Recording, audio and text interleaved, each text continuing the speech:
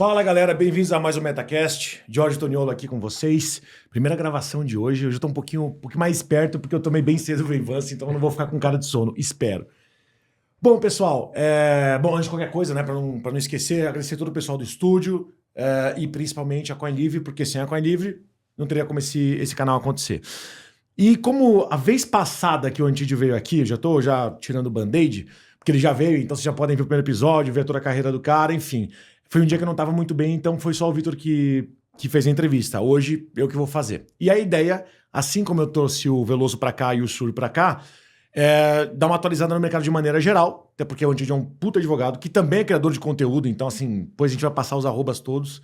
E eu acho que não tem pessoa melhor para a gente poder conversar um pouquinho sobre o que está acontecendo e o que provavelmente vai acontecer agora no começo do ano que vem. Estamos gravando agora meio mais ou menos de dezembro.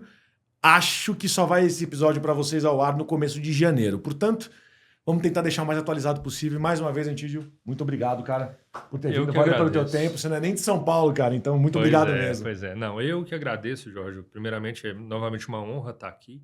Uma honra te conhecer também. Da outra vez, infelizmente, você não pôde estar presente. Eu já sou fã há muito tempo. Vira e mexe, fico te mandando mensagem, tirando alguma dúvida. Ótimo, ótimo. Você mandar a boleta para eu pagar. Porque... Não, bora. Bom, pelo menos o convidado que vem aqui mais vezes não tem que pagar um boleto aqui, né? Então tá bom. Para receber o boleto a gente tá aí. Mas obrigado novamente, é uma honra estar aqui, poder contribuir. A gente teve muito movimento no mercado esse ano, muita coisa. Então vamos atualizar aí o pessoal. Como você disse, né, o episódio vai ao ar no início de janeiro, provavelmente, né? Mas tem muita coisa para a gente falar aí até aqui. E vamos embora. Com certeza. Até porque a única coisa que realmente vai mudar aí é a indicação do presidente do Bacen, que a gente mais ou menos já sabe quem que vai ser, porque, exato, né? Exato. E eu já critiquei aqui em outros episódios, quando tá falando justo com o Sur, e também acho que com o Veloso também, não tem muito jeito de não falar sobre isso, né? Sim. Mas via de regra a gente tá já tendo uma noção do que o mercado tá apontando, para onde ele aponta aí, nesses últimos meses, principalmente, com a eleição do Trump, com tudo que aconteceu aqui na cidade de São Paulo também. Bom... Cara, tendo dito isso, você sabe que eu não gosto muito dessa dinâmica de só pergunta e resposta, mas vamos ver por onde a gente começa aqui. Eu falei antes, eu falei para vocês, né? Além de tudo, além de ser um senhor advogado e entender muito o mercado financeiro também, você também é criador de conteúdo. Sim. Então vamos tentar começar por aí. Do que você tem criado de conteúdo mais novo, de 2, 3 meses para cá, o que mudou para você? Teu perfil, na tua opinião, você ficou mais crítico, você tá indo mais pro detalhe, mais pro técnico? O que o pessoal tá querendo mais ver? Tipo, entrar na prática do que significa algumas das coisas que você explica ou ir mais pro teórico para poder aprender? Como é que tem sido esse balanço para você, cara? Jorge, sem dúvida, mais na parte prática.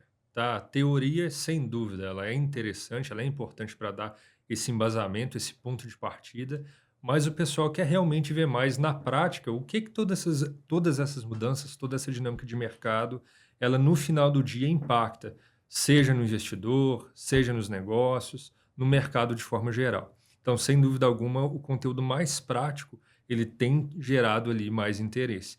Até mesmo porque, quando a gente fala em produção de conteúdo, por exemplo, Instagram, redes sociais, o pessoal quer muito o viés pessoal ali. Então, eles não querem muito a técnica, a teoria, ela é importante, mas esse viés pessoal, mais crítico, mais opinativo, sem dúvida alguma, ele tem gerado aí mais resultado. Isso faz sentido, porque se parar para pensar um pouquinho, a gente já bateu já faz um bom tempo, o número de brasileiros que tem cripto nas suas carteiras já passou o número de brasileiros que de fato tem conta aberta na B3, ou que investem em qualquer tipo de ativo que seria comercializado na B3, até via as exchanges e por aí vai, né?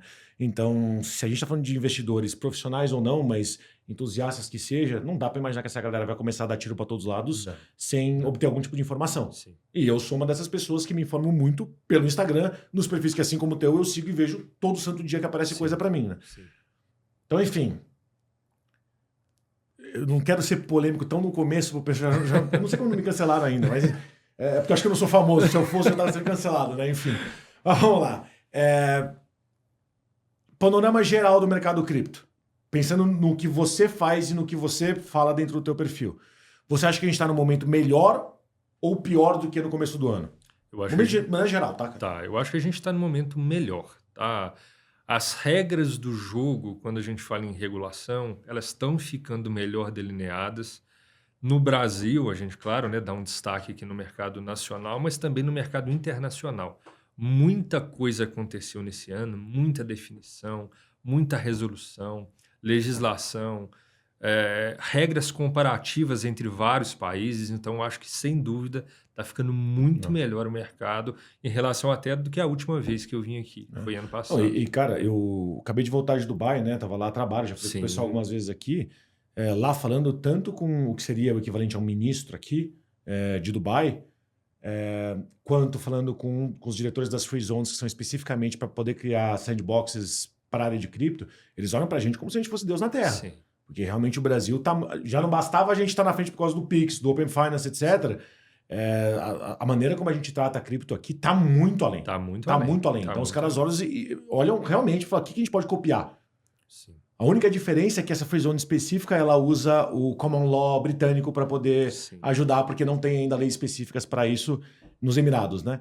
Mas toda vez que vem alguma startup ou alguém do Brasil que goste do assunto ou que vai lá com alguma startup disso, eles tentam botar para dentro de qualquer jeito sim. para poder pegar. Então, assim, é uma puta confirmação de que de fato a gente está no caminho certo. Sim, ainda mais porque Dubai e os Emirados Árabes ele também são uma jurisdição referência quando a gente fala em criptoativos, a dinâmica ali das free zones, a questão de que, Uhum. a depender do tipo de negócio que você constitui lá, você ainda consegue um visto de residente por constituir um negócio lá. Então a dinâmica deles é super eficiente, super inovadora.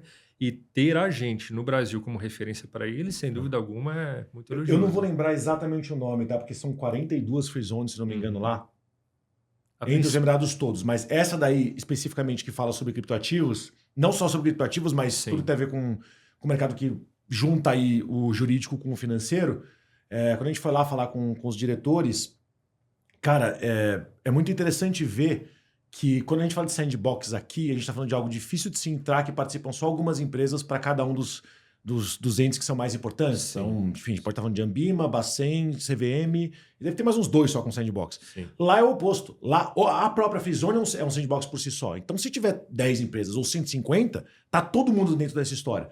A primeira empresa que criar alguma coisa que seja interessante de verdade, eles vão lá e tentam transformar isso em lei, tentam criar jurisprudência e por aí vai. E eu achei isso muito interessante, porque não é uma coisa que é só para os amigos do rei. Sabe, de fato, tem chance para as empresas que estão indo para lá, né? Não é aquela questão, vou fazer regulação, vocês se viram para se adequar. Não, vocês desenvolveram negócios, o que tem de interessante aqui, vamos fazer regulação com base nisso. É um bottom-up, não um top-down, né? Como a gente costuma ver em muita jurisdição. Estados Unidos, por exemplo, que a SEC cria a regra lá, fala, é desse jeito, vocês se viram para esse fazer. é o pior exemplo de todos. Sim, e muda de ideia o tempo inteiro. Mas mesmo aqui, cara, assim, a gente conversou um pouquinho isso lá fora por trás das câmeras, mas a maior parte dos mercados que já se desenvolveram bem em cripto vieram também de baixo para cima. Sim. Né? As jurisprudências foram criadas de baixo para cima. Sim. Ownership de imóvel e causa ganha de quem tinha direito a certa propriedade e tal, com hash, especificamente em blockchain. Primeira vez aqui no Brasil, na quarta zona, se eu não me engano, especificamente o estado eu não vou lembrar, mas enfim, foi aqui. O primeiro cartório que reconheceu o hash como também foi aqui. Isso só no mercado imobiliário. Se for para os outros também, a primeira empresa regulada de bet, mas bet bem feito, tipo um bet 365 e tal, que usa também cripto ou stable como possibilidade de aposta ou aporte de capital, a primeira delas que foi regulada, tal, bonitinha, aqui no Brasil também. Então, tem uma porrada de coisa que a gente está fazendo certo. Sim, tem muita coisa mesmo. Bom, vamos lá. Selecionando os assuntos aqui na minha cabeça para a gente, enfim, deixar o mais interessante por último. Mas, últimos meses aqui, tivemos eleições aqui para os... Não tem como falar de São Paulo, foi a mais caótica, mas a gente, bem ou mal, tem o maior PIB da América Latina inteira em uma cidade só. Então, acaba sendo importante. Além disso, eleições do Trump lá fora. Só pensando no panorama político, o que você acha que vai acontecer com o mercado aí global de cripto? Olha, Jorge, eu acho que toda a dinâmica política que tem acontecido, não só no Brasil, Estados Unidos, eu acho que fortalece muito a tese do mercado cripto. Desse mercado descentralizado, desse mercado da autocustódia, da própria pessoa com controle do dinheiro, das políticas, do que ela vai fazer com o próprio dinheiro. Por quê? O Trump mesmo vem reconhecendo isso. Ele é um presidente ali que uma das principais ele pautas... quer ter uma reserva gigantesca em Bitcoin, mas ao mesmo tempo ele é anti-CBDC. Sim. E isso é um tema enorme que eu quero falar contigo agora, mas enfim, são duas opiniões meio controversas. Sim. Mas a gente sabe muito bem por que ele é anti-CBDC. Porque ele precisa manter o padrão dólar e ele sabe que os Sim. BRICS estavam saindo, né? Sim, exatamente. E muito se discute sobre como vai ser esse governo Trump, por exemplo.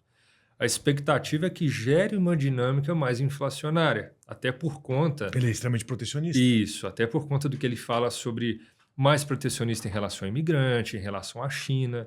Então, se você pensa na economia americana, que é uma economia cuja mão de obra dos trabalhos ali de menor qualificação, ela é extremamente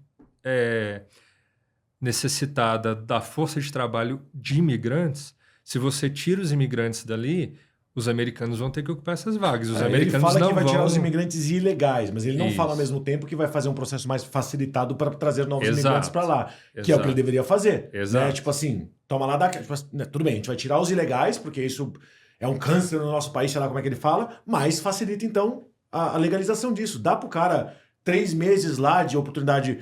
Tipo assim, você pode ficar 3 meses para tentar um trabalho. Não tô falando de turismo, tô falando realmente, você tem para poder tentar um trabalho. Sim. Conseguiu, ótimo, a gente estende isso pelo tamanho do seu contrato. Qual é o tamanho do contrato? 1 ano.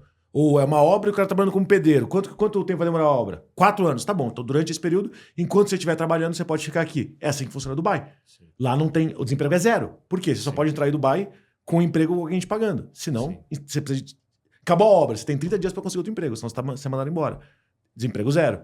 Cada um com o seu jeito. Mas, pô, se o cara vai tirar o imigrante ilegal, então ajuda o imigrante legal a conseguir um job lá, né? Porque eles precisam de mão de obra. Exatamente. E pensando na própria economia como um todo, se você tira esse imigrante, os americanos vão ocupar essas vagas. Eles não vão aceitar salários dos imigrantes.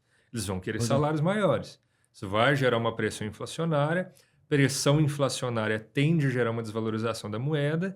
E quando a gente pensa no Bitcoin, que protege as pessoas, o investidor de tudo isso, fortalece muito a tese. Porque a gente fala muito em alta do Bitcoin, mas a gente fala muito pouco, na verdade, na desvalorização da moeda fiduciária perante o Bitcoin. Às vezes não é Bitcoin e cripto que sobe. O que é fácil de ver aqui no Brasil. Bateu Bateu o all-time high várias vezes do valor, sem ter batido o all-time high da moeda. Por quê? Porque ao mesmo tempo que estava aumentando o valor do Bitcoin, isso foi a 75, 78 mil. Sim. Não a 102 que bateu agora há pouco. Porque foi isso somado à desvalorização do real em relação ao dólar, que foi para 6,2. Essas duas coisas juntas bateu o all-time high. Sim. E estava muito longe de bater o all-time high ainda do próprio Bitcoin lá fora. Isso. Né? Isso foi antes das nossas eleições aqui, antes das do Trump também.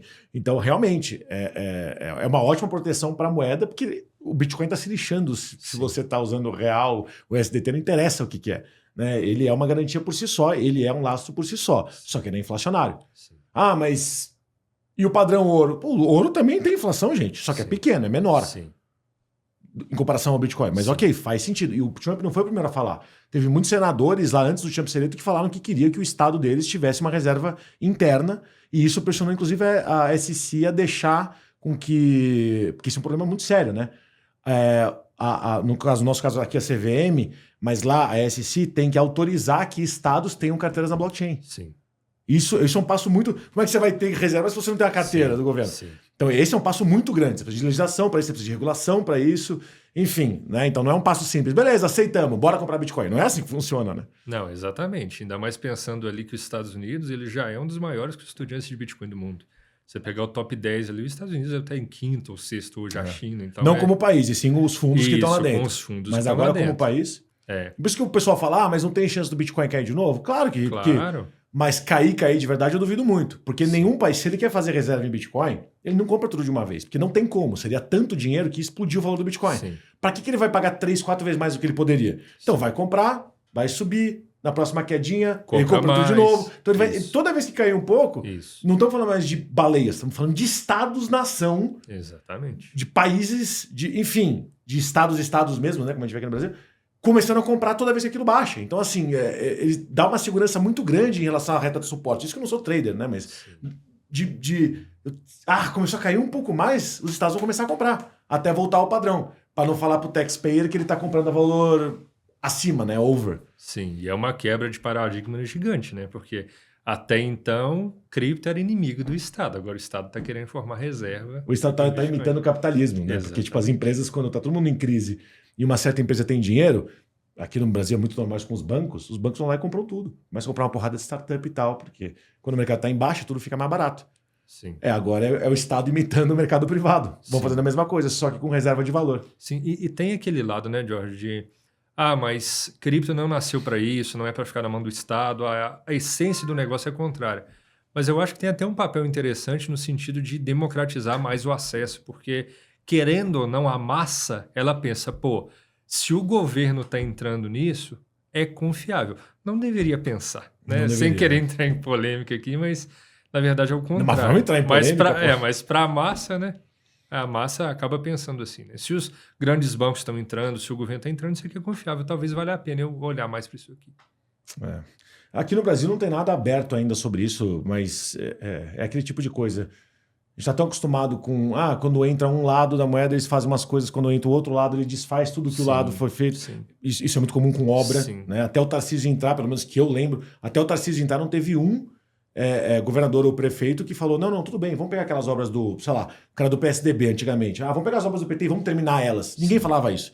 Né? Hoje o Tarcísio fez isso, né, como ministro e agora como governador, mas o ponto é, em termos de RWAs, não só bitcoins da vida, mas RWAs, né, tipo ativos digitais que representam de fato algo real do mundo, enfim, como eu já falei para vocês, um precatório, uma dívida, uma propriedade e tal, é algo que ambos os lados vão se beneficiar. Não tem por que ser contra nenhum dos lados. O cara que é extrema-direita, se é que a gente pode chamar de extremo, né? Não é só direita e esquerda, mas enfim, ele se beneficia pra caramba, porque o livre mercado ajuda em absolutamente tudo numa economia. E o lado da esquerda não tem jeito, eles precisam de dinheiro.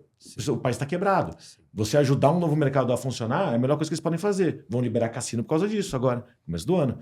Porque o que eles pretendem, a quantidade de imposto que eles pretendem coletar dos cassinos, nossa! Não, nem se fala, né, Jorge? Fora turismo, né? Que vem pra cá por causa disso. Sim, nem se fala. A questão é aquela, né? Pô, vamos fazer um negócio aqui, sou contra até certo ponto, mas já que não tem como segurar, vamos lá, eu quero minha parcela aqui. No fim do dia é isso. Podemos ser um pouquinho polêmico agora? Bora, vamos lá. Olha a linha de pensamento Qualquer aqui. coisa eu chamo o advogado. Olha a linha de pensamento aqui, beleza. Quando o Haddad assumiu na posição que ele está hoje e falou quem que ia ser o possível próximo presidente do Bacen, teve essa história de que eles iam tentar jogar os juros lá para baixo. Tipo 8%. Sim. Aí a gente já está sem dinheiro. Nós somos o paraíso do rentista internacional. Se diminui os juros, quem que vai botar mais dinheiro aqui? Não, ninguém. Já começa daí. Então já vai sair dinheiro do país, no mínimo. Fora que, macroeconomia. Inversamente proporcionais, inflação e taxa Selic. Juros. Cara, se você abaixa, a nossa inflação vai para... Já está um absurdo. Vai para um... Aí agora a gente está falando sobre cripto, sobre reserva cripto. Se eles não conseguem entender o básico sobre o tripé macroeconômico, como é que a gente confia no novo presidente do Banco Central para dar as diretrizes sobre quando, como comprar cripto, ou fazer cripto, ou... Eu não confio nos caras para tomar uma decisão simples de quem vai ser contratado como um estagiário. Muito menos para poder falar de bolsa cripto nacional. Os caras não sabem nem emitir dívidas, não tem noção do que eles estão fazendo. Sim, sim. E foi feito um trabalho muito bom com o Roberto Campos Neto durante esses anos, né? O Banco Central avançou muito, o nosso mercado avançou muito, dinâmica financeira, PIX. E a gente tem, por outro lado, a questão do Copom, né? Porque tem ali o presidente do Banco Central, mas o presidente do Banco Central, embora, claro, ele seja ali o cabeça do órgão, tem ali a questão dos outros votos do Copom. Então, não sei se esse presidente, mesmo que ele queira ali, por exemplo, abaixar a taxa de juros, não sei se ele vai conseguir por si só fazer isso por conta das outras cadeiras do Copom ali que votam. Mas é uma coisa muito perigosa, porque é o ciclo do caos. Inflação alta, com juros baixos, você vai alimentar cada vez mais a inflação e você gera a desvalorização da moeda. Mais ainda. Então, o câmbio já somos sobe, a pior moeda do ano. Batemos 20,4% de desvalorização. O dólar sobe, tudo aqui no Brasil. Combustível, trigo, soja, tudo é dolarizado. Vai gerar cada vez mais inflação. Então é uma coisa sem fim. Porque você tem os Estados Unidos ali cortando juros. Se o Brasil e não... botando 100% de taxa de importação de bens de outros países que não tiverem de acordo com eles. Sim. Inclusive, todos os BRICS que não voltarem atrás na ideia de criar uma CBDC. Sim, exatamente. Aí você vê Estados Unidos baixando taxa de juros naquele movimento. Se o Brasil não subir taxa de juros, o câmbio vai explodir, ué. Quem que vai deixar E de já tá em colocar... 14, sei lá o quê. Quem que vai deixar de colocar dinheiro nos Estados Unidos para colocar dinheiro na renda O fixa do nosso Brasil? país nem cresce. Aí você pensa numa pessoa normal, classe média e tal, que está pensando em ter o seu carrinho financiado ou o seu apartamento financiado. Então vamos lá. Esse cara vai ter que escolher entre financiar um apartamento e comer. Para pensar. Se botarem os juros lá embaixo, propositalmente, ele até consegue financiar o apartamento sem pagar taxas abusivas. Mas a inflação está tão alta que ele não consegue comer. Sim. Se eles tentarem controlar a inflação aumentando ainda mais os juros, que agora já está em 14 e pouco, do jeito que esse governo tá, a gente vai bater 18 já. Sim. Né? Só que sem nenhum tipo de resguarda ou de confiança de mercado. Então não vai vir dinheiro de fora, não. Sim. Né? A Alemanha acabou de falar, tipo, porra, não põe dinheiro no Brasil. Saiu ontem a porra da notícia. Enfim. Então, imagina isso. Mesmo que a gente consiga controlar a inflação, pelo preço da carne, né? Da picanha, do faz o L, né? Não ficar tão mais alta assim, vai ter que ser, em troca, eles vão ter que mexer nos juros. Forçar os juros para cima. Como é que você financia qualquer coisa com juros? Eu lembro quando estava em 11, 12, eu fui ver para financiar um apartamento. Cara, a taxa de financiamento naquela época estava 4, 5 pontos acima da Selic. Imagina se for para 15, 16. Você vai financiar 20% ao ano?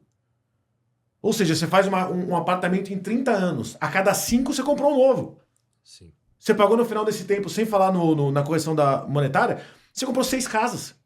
Isso não faz nenhum sentido. Sim. Não faz absolutamente nenhum sentido. Então, assim, é rota do desastre, né? E assim, independentemente de direita e esquerda, é muito bonito esse discurso demagógico. Vamos baixar a taxa de juros. Isso, no fim do dia, é o que dá voto. Né? Porque o pessoal não quer muito saber o que está sendo feito. Está mais preocupado com o que está sendo falado. Então... Mas vamos botar um presidente do Bacen aí que ele acha que 2 mais 2 é igual a 13. Então... Ele não sabe fazer a conta. Então assim... E saindo um que devia ganhar um Nobel. Vamos combinar. Campos Neto precisava de alguma premiação internacional para ser lembrado por causa da vida. Porque... ele foi premiado várias vezes como o melhor presidente do Banco Central. Acho que 2 ou 3 anos consecutivos, né? Mas assim, espero que o Gabriel Galípolo, né, que é o indicado ali, o novo, faça um bom trabalho. Tem ali também o Copom, mas eu acho que muito perigoso esse discurso de vamos baixar juro a qualquer custo, não é assim, é só o acionista lá dos Estados Unidos, porque vamos pensar em Petrobras aqui, já que a gente está nesse ponto, vamos pensar em Petrobras. Não vamos distribuir dividendos porque dividendos não ajudam o povo, só ajuda o acionista de Nova York. Quem que é o maior acionista da Petrobras? Eu não sei. Governo. O maior acionista da Petrobras é o governo. É uma empresa estatal. Pode que eles têm que ter 50% pelo menos. Então, quem mais se beneficia... Nossa, que pergunta estúpida, é verdade. Não. A Petrobras ainda é estatal, então tem que ter pelo menos 50%, Sim. é verdade. Quem mais se beneficia com a distribuição de dividendos da Petrobras é o próprio governo. Que não poderia lucrar, né? Já Exatamente. Quem mais se beneficia. O ideal, né? Teoricamente, toda empresa estatal, se desse lucro, a parte que iria para o Estado, de uma empresa que não é 100%, deveria voltar para a própria empresa para ela se melhorar. Sim. Como se fosse uma empresa sem fundos... sem fins lucrativos, né? Mas, enfim... E conseguiram também o recorde, né, dos piores resultados das estatais, da somatória das estatais em toda a história. E para vocês que não sabem, já que estão falando de Petrobras, sabe aquele petróleo foda que a gente tem, que poucos países têm, o negócio pré-sal? Lembra dessa história toda? Todo esse petróleo nunca vai vir para um posto nosso. Ele é exportado para os Estados Unidos. E a gente vai lá e importa de volta petróleo vagabundo. Exatamente. Mas o dólar não influencia no meu dia a dia. Claro que influencia. Influencia em tudo. A Petrobras não abastece o Brasil.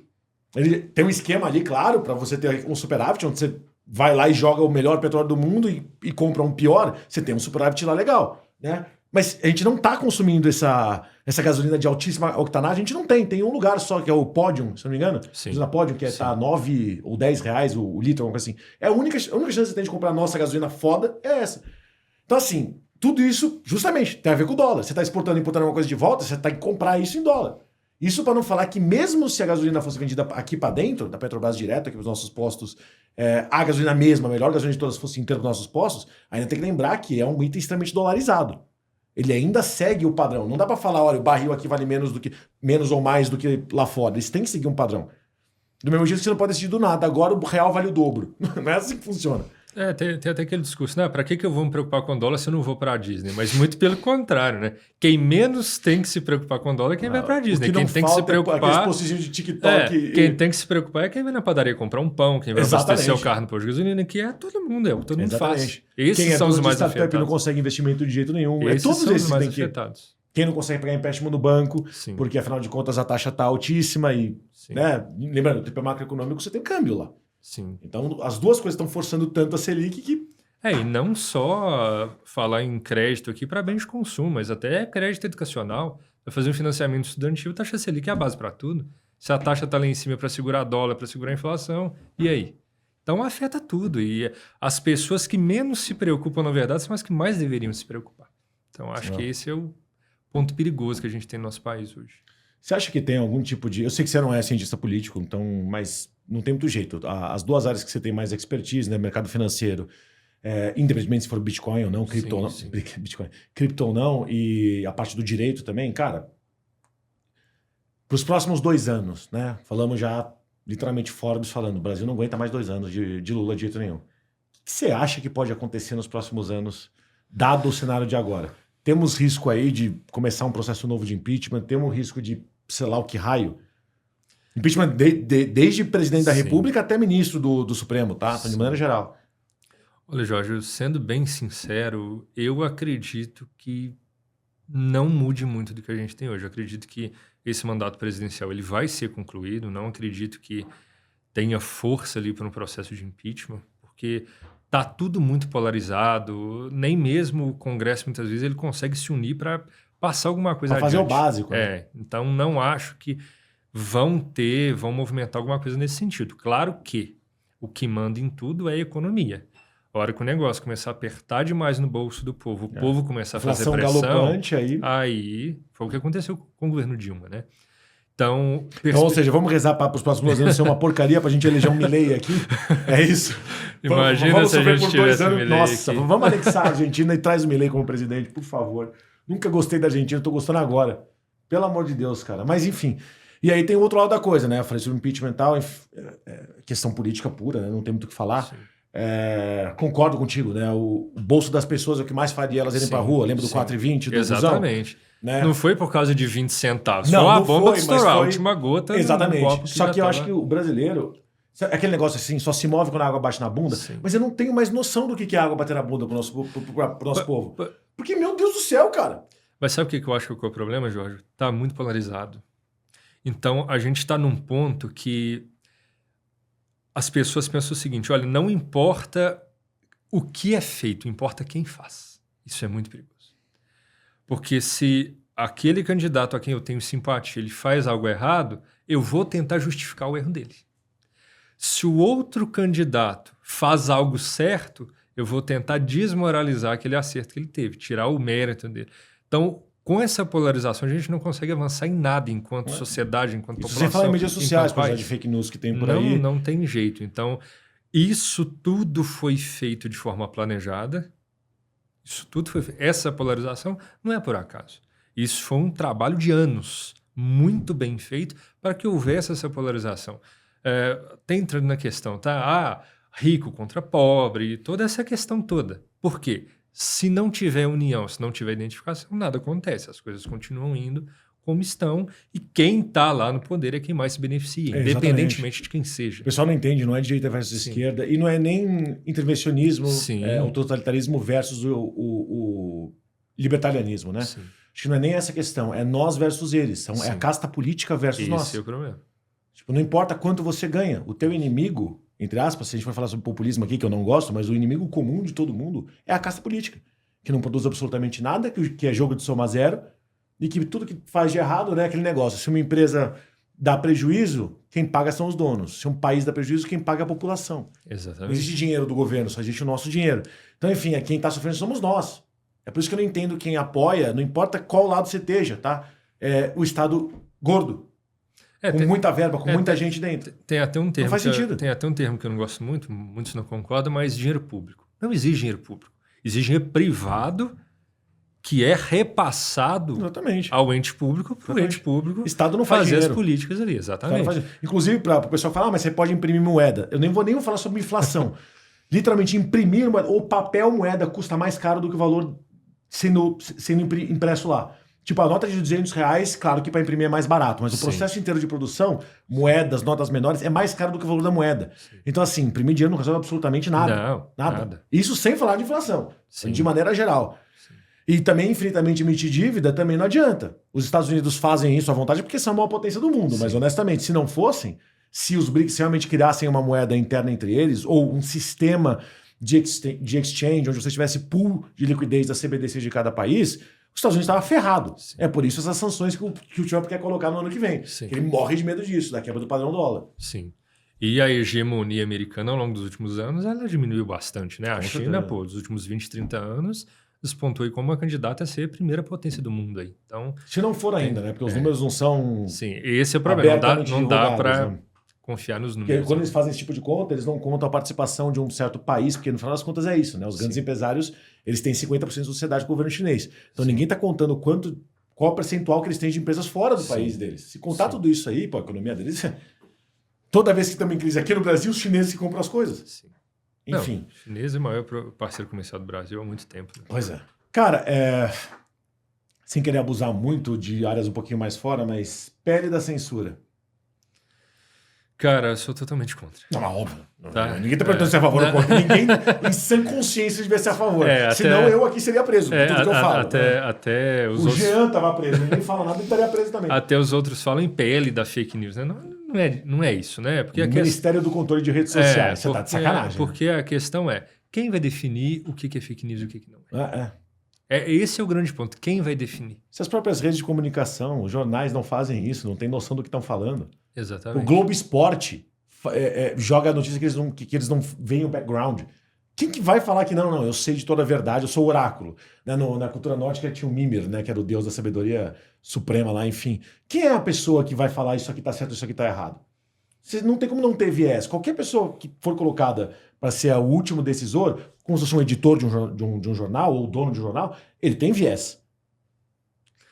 E a gente está aceitando a censura passar. Pois é, e eu acho que um problema que a gente tem no Brasil é que muitas leis, muitas coisas que são votadas, elas têm muito mais um viés político do que um viés jurídico. Não é para dar proteção jurídica, é para fazer política. É para agradar uma determinada classe ali, um determinado número de eleitores que está se fazendo algo em prol deles, em prol das ideologias, do que eles acreditam, do que eles têm como princípios ali. Então, pensando nesse PL, por exemplo, é muito complicada essa questão, porque na Constituição a gente já tem que é livre a liberdade de expressão, sendo vedado o anonimato.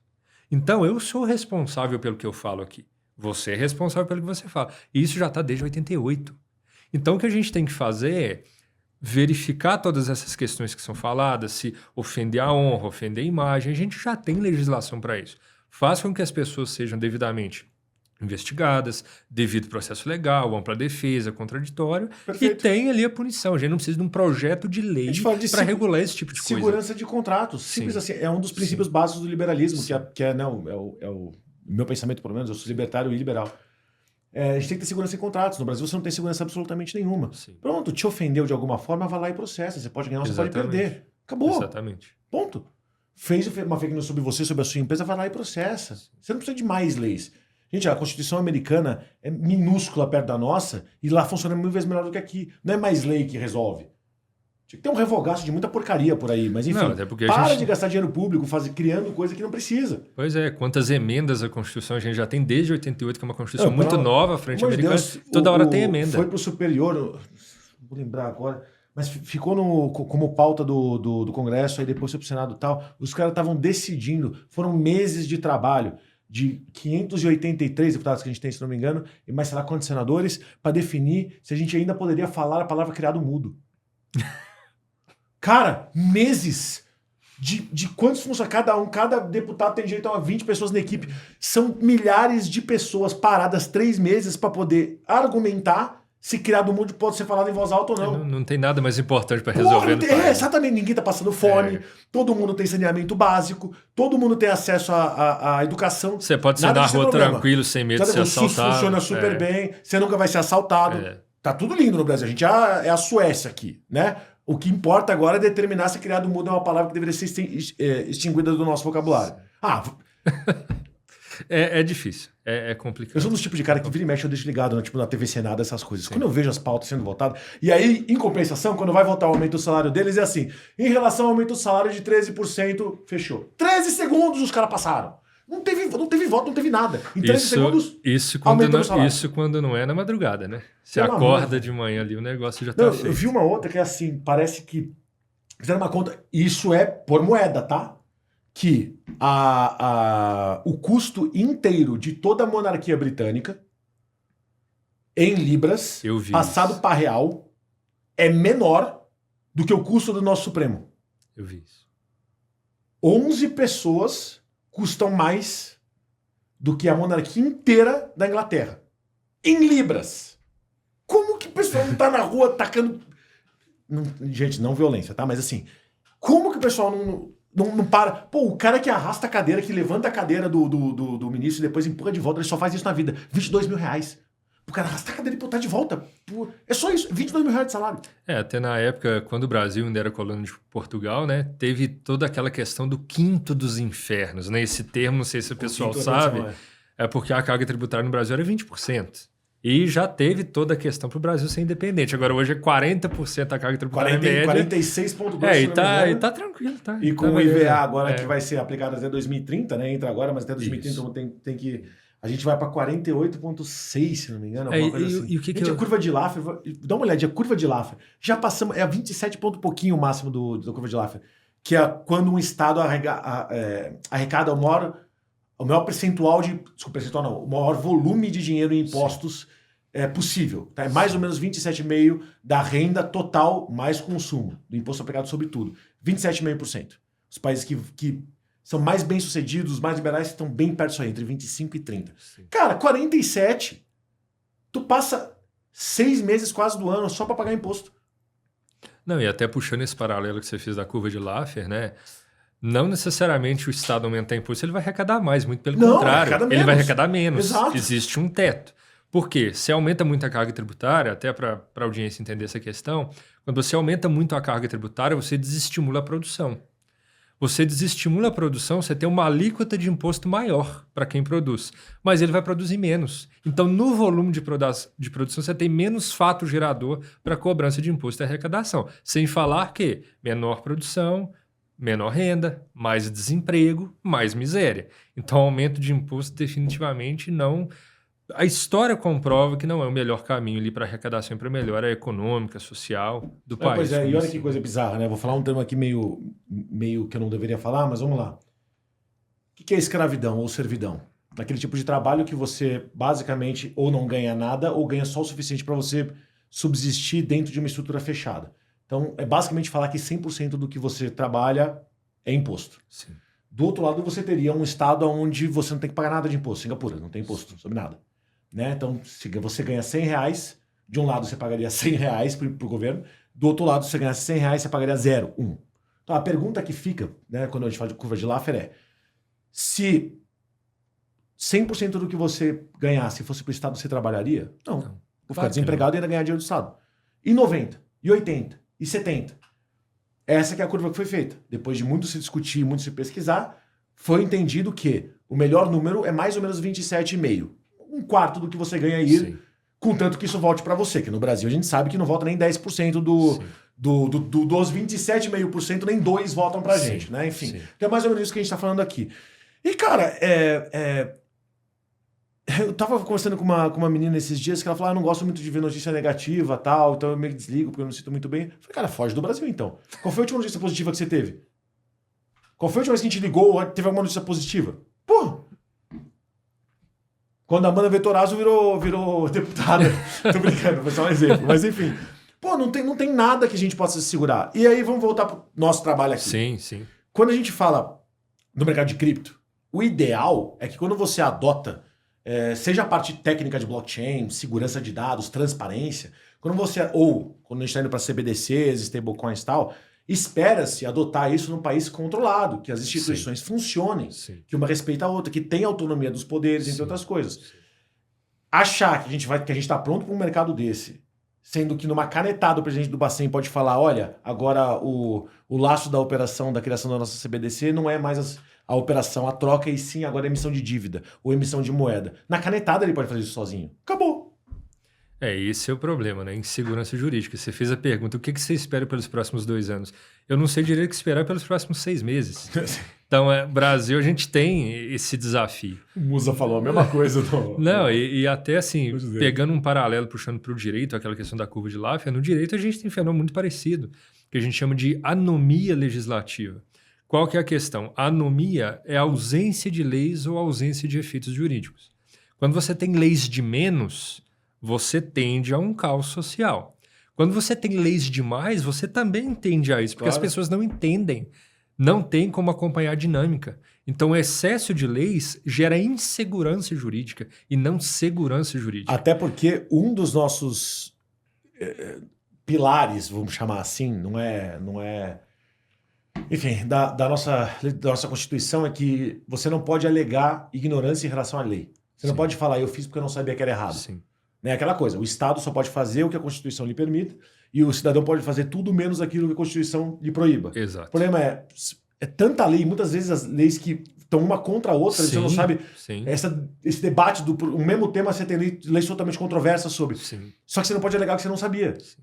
Uma VASP, né, que nem a gente estava conversando lá fora, uma VASP, uma empresa como a CoinLivre, que faça uma operação lá dentro de venda de ativos RWAs por USDT, por exemplo. Isso é legal ou é ilegal? Pô, tem pelo menos umas 5 leis que uma fala contra a outra, a gente não faz de ideia. Sim. E aí podem falar, isso aqui é fraude. Como é que a gente ia saber? Você não pode alegar ignorância. Sim, e é por isso que o empreendedorismo, os negócios, embora haja esse risco, ele tem que se movimentar e ver ali, claro, né, com toda a segurança que for possível ter previamente, mas ele tem que se movimentar. Porque se ele for esperar clareza exatamente de regra do jogo, passou. Muito negócio já perdeu tempo, já perdeu time ali. Então tem muito essa questão também. O Brasil é. Cara, falando um pouquinho mais segmento, complicada. Você é dono do seu próprio escritório, sim, não é? Sim. Como é que tem sido a sua obtenção de clientes, né? Quais são os temas principais que você atende hoje? Estruturação jurídica, regulação, adequação, VASPs ali, OTCs que já estão rodando. Pô, como é que eu faço aqui para me adequar? Porque a gente teve a consulta pública do Bacen e uma prévia diminuta do que deve ser a regulamentação das prestadoras de serviços de ativos virtuais, mas a gente tem normas internacionais do qual o Brasil é signatário. A gente tem ali recomendações da Financial Action Task Force, o FATF, que tem muita questão de KYC, de prevenção à lavagem de dinheiro, financiamento ao terrorismo. Então, como muitas empresas, embora no Brasil, a depender do tipo de negócio, elas utilizam plataformas internacionais para fazer as operações, já tem essas exigências. Então, empresas no Brasil já estão tendo que cumprir essas exigências de corretoras, por exemplo, Binance, Kraken, Coinbase. Então, a gente faz essa adequação jurídica aqui, faz essas políticas, QIC, QIT, QI, QIP, faz toda essa questão e é o que tem surgido muito de demanda ali no escritório ultimamente. Cara, e a gente tem um exemplo claro aqui, que foi a própria Binance, né, que é a maior do mundo hoje. Para eles poderem operar aqui no Brasil, é aquela coisa, né? Os bancos não querem ficar estocando cripto. Ou não queriam naquela época, né? Porque eles teriam que deixar parado uma boa parte do dinheiro que não podia ser emprestado. Né? O dinheiro no banco tem que sempre rodar, não pode ficar parado. Sim. E quando começou o boom das cripto aqui, eles não podiam simplesmente ficar sentados em cima de uma pilha de Bitcoin e de Ethereum para esperar vender ou alocar numa carteira de investimentos múltiplos, né? Então eles falaram, pô, e se a gente tivesse uma exchange aqui que pudesse fazer isso por nós? A gente precisa de um banco dos bancos de cripto. Sim. Aí escolheram a Binance. Só que a Binance não pode fazer isso a não ser que ela seja um banco. Portanto, pela primeira vez na história da Binance, eles viraram um banco. Sim. Foi o primeiro lugar onde a Binance virou banco, foi aqui no Brasil. Eles fizeram todas para eles poderem, de fato, fazer operação com bancos sobre cripto. Para quem não sabe, gente, pegar esse tipo de documentação é muito difícil, é caríssimo. Sim. Tudo bem que a Binance pode pagar, mas o ponto é, a única maneira que eles acharam de conseguir rodar esse mercado é virar um puta banco para poder emprestar cripto para bancos poderem operar. Isso é insano de se pensar. Sim. Isso é o oposto de um mercado onde você tem startups criando boas ideias e aí, via sandbox ou não, e aí criando novos exemplos. Né? Que nem uma KYTech, que é um gigantesco, o nosso unicórnio maravilhoso. Sou, o meu veterano da faculdade é um dos donos de lá. E eu tenho um puto orgulho dos caras. Eles praticamente reinventaram a maneira de como você pode emprestar dinheiro para pessoas que estão até em situação de... classe D, classe E, às vezes, tal. Então, microcrédito, maneira... Eles reinventaram, mas é assim que tem que ser. A startup cria alguma coisa, porque ela é rápida, ela pode pivotar, e aí aquilo vira exemplo e começa a subir. Sim. Até, de fato, virar uma jurisprudência e depois uma lei, um mercado regulado e tal. Me parece muito bizarro que os exemplos que a gente tem aqui hoje, a maior parte deles, vem de cima para baixo. Exemplo da própria Binance. Se a Binance não tivesse feito tudo, tivesse feito virado um banco, a gente estaria muito para trás em relação ao resto do mercado hoje. Sim, sem dúvida. Não vejo isso como algo natural, tá? Até porque a Binance é um dos, ou o maior provedor de liquidez no mercado cripto que a gente tem hoje para várias empresas. Não estou falando nem do investidor de varejo, estou falando para empresas mesmo. Provedor de liquidez para as operações ali. Sim, eu estava vendo, acho que ontem, eles têm 85 bi de dólares de rotação dia. Sim. Dia. É muita coisa. É um absurdo. É muita coisa. É um absurdo. Faz essa conta no mês, gente. É muito dinheiro. Bom, eu acho que eu toquei alguns assuntos já que foram mais para um lado para o outro. Quando eu estava lá em Dubai, eu estava assistindo na TV uma das reuniões dos BRICS, mas especificamente a sabatina do Putin com alguns dos jornalistas de cada país e tal, sei lá o quê. Perguntaram várias coisas para ele, se ele era a favor de uma criação de uma moeda em comum entre todos os países. Ele falou que não estava nos planos dele e tal. Mas eu acho importante revisitar esse assunto agora, porque se você juntar os BRICS mais a OPEP, e a sinalização que os sheiks deram, a ideia era justamente quebrar o padrão dólar. Se isso acontece, a gente está falando de não ter mais transação SWIFT. Sim. Né? O dinheiro que os Estados Unidos ganham só por causa das transações SWIFT, isso é um absurdo. Sim. Então, é claro que o Trump é totalmente contra isso e começou a ameaçar qualquer país que tenha uma CBDC com esse princípio. Sim. Tendo dito isso, esse assunto ficou muito mais relevante agora que o Trump foi eleito do que antes. Sim. Como é que você vê essa nova... Não é nem disputa mundial, esse novo macromercado onde sanções podem ser impostas pelo país mais poderoso do mundo para que não haja comércios paralelos dentro da blockchain? Eu acho que a gente tem o viés econômico e a gente tem o viés político, o viés comercial e o viés político. Eu acho que do viés econômico comercial não é bom esse protecionismo todo.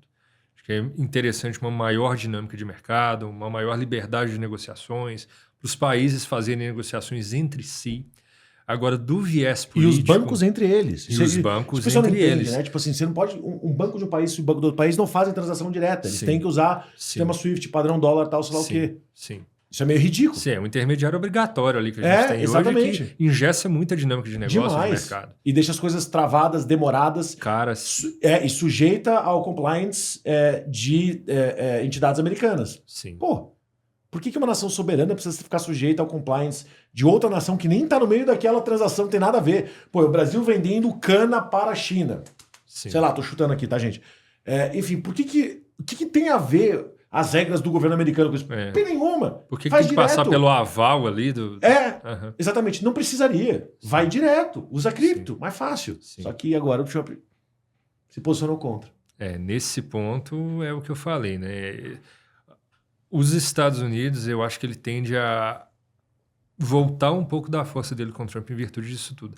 Talvez nem até por mérito de dinâmica econômica, mas por conta desse protecionismo, a força ali do Trump. Vai ser assim... E o Brasil não vai se dar bem nessa história, porque a gente exporta muito para eles e tal. Até por isso a gente tem visto o Brasil nos últimos anos muito mais amigável, muito mais pró-China do que Estados Unidos. Porque a China hoje é o maior parceiro comercial do Brasil, né? Estados Unidos ele é muito relevante. Mas, a China é o maior parceiro disparado de tudo. Carne, cereais, soja, café, tudo. Então... Vamos ver, né? Eu tô aqui reticente por... Não é que eu tô tentando pensar numa pergunta, eu tô tentando pensar qual que é o próximo passo para eu poder jogar para você, pra gente poder debater aqui de boa, porque realmente o prognóstico não é bom. Sim. Tá, vamos voltar para dentro do Brasil agora. Essa é uma pergunta, minha pessoal mesmo, porque eu não faço ideia do que... Apesar de eu ter um background, não sou formado em economia, mas eu sou formado em administração numa faculdade de economia, então foi muitos anos vendo isso o tempo inteiro. Eu estou tentando imaginar aqui como é que vai ficar o nosso mercado interno, porque a gente não é autossuficiente. Sim. Em muita coisa a gente não é autossuficiente. A gente precisa de muita mercadoria lá de fora, com a nossa moeda desvalorizando o tempo inteiro. Sim. Na tua opinião, cara, qual que é a solução? Não solução mágica, mas uma solução, bota um Milei aqui que resolve. Né? Mas assim, enfim, qual que é a solução? O que você acha que pode ser feito no âmbito, principalmente no âmbito jurídico, tá? Para poder tentar limitar um pouco desse problema, estancar a sangria. Jorge, eu acho que o principal ponto seria uma maior coesão entre todo mundo que tem realmente o poder, a intenção de fazer essa questão melhorar. A gente está muito solto, é muito embate, é muito problema o tempo todo, é muita briga, a gente não tem coesão em nada. E se a gente não tiver essa coesão, fica difícil caminhar em qualquer sentido. Então, independentemente ali de ser de esquerda ou ser de direita, se você tem uma bagunça, quem está no poder manda e desmanda ali e faz o que quer, né? Bem dizer. Então, essa é uma questão muito complexa. Então, acho que o primeiro ponto, coesão. O segundo ponto que eu acho que a gente tem um pouco de cuidado a mais na comunicação. A gente tem visto o Brasil, a economia brasileira, a questão de segurança jurídica, tudo isso muito sensível a notícias, a comentários, muita instabilidade. Deputado vai no microfone dar uma entrevista, fala uma frase, o mercado cai. O presidente vai lá dar uma entrevista, fala tal coisa, o mercado sobe. Então, eu acho que assim, tá tudo muito sensível. Então, eu acho que essas pessoas, elas deveriam ter um pouco mais de cuidado em relação à comunicação delas. Porque, querendo ou não, um excelente trabalho pode ser feito aqui embaixo no background, por advogados, por deputados, por legisladores, por assessores. Mas se lá em cima, quem é a cara disso tudo, não tiver cuidado com o que fala e como fala, tudo isso aqui rui. Então, eu acho que até a gente está num podcast aqui, a importância que a comunicação tem no mundo de hoje, e a comunicação é muito instantânea. Se alguém fala alguma coisa agora, daqui 10 segundos eu recebo uma notificação, eu sei o que a pessoa falou e todo mundo recebe. Então, em tempos de comunicação muito instantânea, a gente tem que tomar muito cuidado com o que a gente fala, porque o impacto, o estrago disso é muito grande. Principalmente uma pessoa em posição de poder, né? Sim. Um CEO de uma grande empresa, Sim. um político e por aí vai. Até para você não ser a causa de geração de fake news Sim. que podem impactar muita gente. Eu acho que nesse caso, um bom exemplo é o próprio Elon Musk. Ele pensa muito antes de falar. Sim. Até quando ele fala besteira, ele pensou naquilo porque você vê Sim. que ele tem... Tipo, ele não falou na hora a ponto de ele não ter um raciocínio Sim. lógico, né? Eu acho que as pessoas têm que Cara, ser mais intencionais, sabe, no que elas fazem. Deixa de ser troll e começa a pensar um pouquinho antes de ser falar mais alguma coisa, intencional. né? Vou falar tal coisa, mas qual que é o impacto disso aqui? Eu quero realmente falar isso? Não. Embora talvez no... E ações tóxicas também, né? De Sim. gente que não tem nem noção. Pô, em pleno... A situação financeira que tá aqui no Brasil agora, tudo dando errado. Maior preço da gasolina, maior preço do gás, maior diminuição de valor do real. Tudo dando errado ao mesmo tempo. Vai lá o Haddad e fala férias agora de um mês. Você tá louco? Tu não tinha que ter férias nunca. Aliás, se bem que talvez seja melhor ter férias pra ele parar de fazer merda, né? Era melhor pôr um cachorro naquela posição. Porque o cachorro, ele é 50% de chance de apertar A ou B. Parece que o governo atual tá querendo foder. Assim, qual que é a solução? Vou na B. Parece de propósito que eles estão fazendo. Essa é a hora de todo mundo tirar férias e falar, não, tá suave, a gente volta no final de janeiro e aí depois a gente vê o que acontece. Eu acho que acho que falta muita sensibilidade. Nossa, sabe? demais. Eu acho que, é porque não afeta o bolso deles, né? No fim do dia, quem paga a conta somos todos nós, né? E são todos. Menos eles. Menos isso eles. Que o pessoal tem que ter. Porque o salário deles se ajusta à inflação. Sim. Os benefícios deles se ajustam à inflação. Se para eles terem um apartamentozinho tal, funcional lá em Brasília, eles um auxílio de, sei lá, 7 pau por mês, e aumentar para 10 por causa de qualquer motivo, vai aumentar o auxílio para 10. Tenha certeza disso. Agora o salário mínimo não aumenta em relação à inflação. Você vê Tesouro Se Direto... não, o salário mínimo já seria 7 pau aqui no Brasil. Você vê o Tesouro Direto dando circuit breaker essa semana, um atrás do outro, por causa do estouro dos pré-fixados ali, que Verdade. Ninguém segura, ninguém sabe para onde vai. Quem que isso beneficia? E até os pós-doidos hoje, cara. Eu tô vendo coisa... IPCA mais 10, IPCA Sim. mais 12. Gente, Prefixado batendo olha 15, o desespero 16. do governo de pegar dinheiro, velho. Não é possível isso. Isso não se sustenta a longo prazo. Não tem como. E a mensagem que passa é, como eu não tenho credibilidade, o único jeito de pegar dinheiro é jogar o juro lá em cima. Então, qual a Exatamente. imagem que isso passa? Que o governo tá desesperado. Quem é investidor de fora que vai apostar numa coisa dessa? Ninguém. Pois e o governo ele muda de 4 em 4 anos, mas qual que é a imagem que fica do Brasil em relação a isso? Então, é complexo. É complicado. Cara, eu tenho uma pergunta final para você, mas antes disso, vamos aproveitar, porque o pessoal sempre quando eu falo pergunta final, acaba desligando da live. Antes disso acontecer, então, aproveita agora, já passa todos os seus arrobas, aquele meio que momento final, já passa os arrobas do teu perfil, enfim, o que você quiser, a mensagem que você quiser passar, fica à vontade, você é a câmera, e depois a gente entra no último assunto. Pode ser? Ok. Pessoal, para quem quiser acompanhar mais o meu trabalho, eu sou mais ativo ali no Instagram, é @AntídioSouza, com G, pedi pessoal para colocar, por gentileza, na descrição. Tô também no LinkedIn, mas um pouco menos ativo, é algo que eu até preciso melhorar nessa questão. E temos também ali o CryptoJur. O CryptoJur é um portal que nós temos ali que fala sobre notícias, que fala sobre atualizações do mercado de ativos virtuais de forma geral, mas com muito foco em segurança jurídica. E de uma forma que o direito e o mercado de ativos virtuais, cripto, blockchain, fique palatável para todos. Então não é aquela coisa nichada, difícil, técnica, não, é acessível para vocês entenderem toda essa dinâmica e como isso afeta tanto o investidor, quanto o empreendedor, quanto o estudioso, advogado. Nós temos artigos ali produzidos por vários especialistas do mercado. Então nós temos artigos de advogados, desenvolvedores, empresários, todas as pessoas ali que contribuem, que querem fazer um trabalho sério. Então o site é www.cryptojur.com, não tem BR, e a gente tem também um Instagram que é o @cryptojur. Então, se você quiser acompanhar, quiser ver toda essa questão ali também, pode se inscrever na nossa newsletter. A gente envia ali conteúdos também para quem quiser entender mais do mercado. Artigo novo que saiu, a gente manda ali o aviso. Então, esses são os principais canais de contato. E como mensagem final, que o Jorge até deu abertura, acho que o que a gente está fazendo muito aqui hoje é foco em disseminar conhecimento de qualidade, educação. E independentemente de qualquer coisa, seja você de esquerda, de direita, de centro, tenha em mente que o maior vetor de transformação pessoal, econômica e social é a educação e é o conhecimento. É aquilo que ninguém te tira e, pelo menos até hoje, 18 não é taxado. Então, aproveite isso também. Mas foque em conhecimento, foque em educação, que é isso realmente que vai te dar toda a consciência dessas dinâmicas de mercado, vai te permitir tomar as melhores decisões e, principalmente, suas próprias decisões, e não eventualmente ser manipulado por quem quer que seja. Show. Então, essa é a... Show. Então, como eu prometi fazer a última pergunta agora depois, cara, quão perto você acha que a gente está de começar a ver soluções de RWAs, né, como eu já falei, Real World Assets, né, ativos do mundo real, no dia a dia da população? Sei lá, um Waze que esteja na blockchain, enfim. Quão próximo você acha que a gente está disso acontecer? Do pessoal realmente começar a ver soluções que estão sendo impulsionadas e melhoradas pela tecnologia blockchain de maneira geral? Eu acho que a gente está cada vez mais perto, Jorge. Acho que a gente está bem perto. Eu acho que um ponto que a gente avançou muito aí nos últimos anos foi em questão dessa fricção que a gente tinha no mercado cripto. Porque vamos pegar aqui como exemplo o Pix. Por que o Pix funciona tão bem? Porque ninguém sabe qual que é a infraestrutura ali de baixo, ninguém quer saber.